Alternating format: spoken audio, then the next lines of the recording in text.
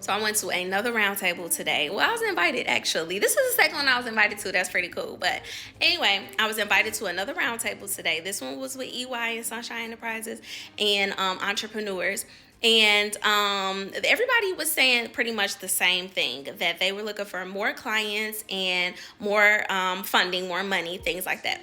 Now, for people who are in the corporate realm who already have business, that's great. But for this particular video is for the people who are still looking for their first customer base, their first set of customer base, or a reminder to reach out to the people who you are already in connection and have networked with. What I mean by that is, if you need to go through your DMs, your text messages, your emails to see who has already contacted you about your services, your products, or whatever, who has already said something to you and you have not followed up with them yet, who is somebody that said something to you, did follow up, but they haven't said anything else about it since then, but they have not spent money with you. I would have a Google sheet. I would have one column that has the name, one column that has what questions they asked me, and another column on when the last time I followed up with them. And I would literally keep tracking that until a person told me, leave me the hell alone. Literally, I would keep on tracking that, because if they asked you once, they'll ask you again. And once they say, leave me alone, the follow-up after that is, okay, great. If you can share this with someone that might need it, I would love that, and you won't hear from me again. Simple. It doesn't matter who says no. It doesn't matter who says leave me alone. What matters is the actual person who actually buys and sells with you. So there's more to it than just social media. You can also go into your contact information on your cell phone, your email, DMs, things like that, where you can get information from people who have already reached out to you before, instead of continuously having to post new content or figuring that you don't have the clientele or you don't know where to get the clientele from, when the clientele is literally in your hand or sitting right in front of you on your laptop. And then also, the one thing that I have to mention is that when we connected today and people wanted to share their business information, some people still had business cards.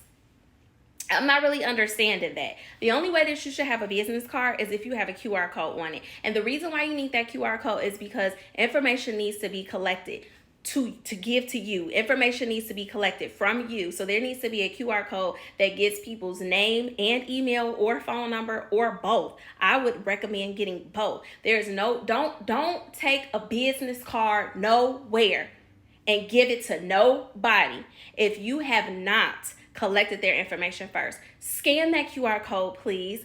Fill out the information where it asks you for your name and your phone number. If you feel like people are going to be hesitant about that, give them an incentive. I'm having an event coming up that I want you to come to. I have a free resource that I would like to give to you. I'm giving you 20% off if you fill out your name, your email, and your phone number right now. And you don't even have to give that right away. You can give that if a person is like, or if they don't want to fill it out. And guess what? And if they don't want to fill it out, okay, well, are you interested in the services? We have to be direct. If you are not interested in the services, please give me my 25 cents back, which is your card. Please give me my 25 cents back so that I can give it to somebody else who really needs it. You see what I'm saying? There's no reason that you should be going to events with a business card without collecting those people information too. Digital ones too.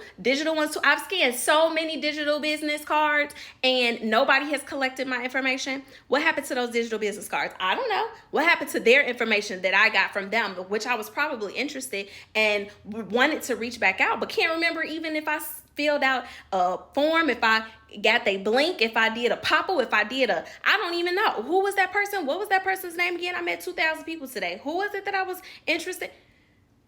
If you collect these people information, then guess what you could do in 24 to 48 hours?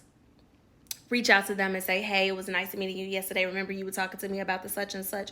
Are you still interested? Here are those products I told you about. Here is my list of services. Book a calendar, a date with me for a consultation. How you gonna do that if you just out and then you like, oh, I went to an event, I talked to so many people, yay, and you don't have any way to reach out to those people again. So the business cards, drop them. Unless you're going to put a QR code and collect information. Don't go to another event without collecting information, because people think that going to events is not doing anything, networking is not doing anything. And make sure, most importantly, that your message is clear when you do go to these networking events. Do not go to those networking events and say, oh, I'm a consultant. No, I help, I do, I show. What do you do? What is it that you actually do? And don't go with those big words either. Okay. I show entrepreneurs how to scale in business. I show entrepreneurs how to take scattered information and put it into simplified system that they can use every single day in order to grow their business. Very simple, very to the point. Not no operations, systematic, logistics. No. Straight to the point. People don't have time to be trying to figure out what you're talking about. Okay? That's the message. EY